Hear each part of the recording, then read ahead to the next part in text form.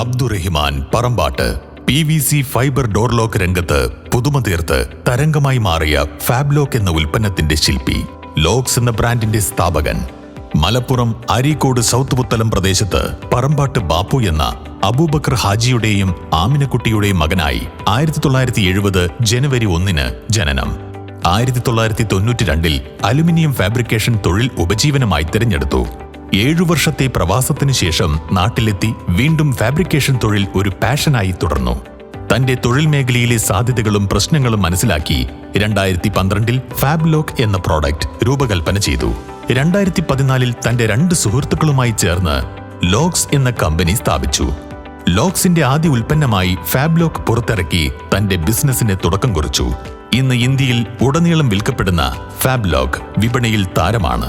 Plastic കൊണ്ട് lock നിർമ്മിച്ച ഇന്ത്യയിലെ ആദ്യത്തെ സംരംഭകൻ എന്ന ബഹുമതി ഇദ്ദേഹത്തിന് സ്വന്തം.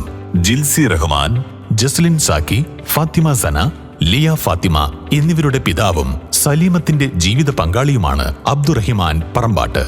2025 വർഷം JCI അരീക്കോടിന്റെ ബിസിനസ് എക്സലൻസ് അവാർഡ് ജേതാവായ അദ്ദേഹത്തെ നിങ്ങൾക്ക് മുമ്പിൽ പരിചയപ്പെടുത്തുന്നു.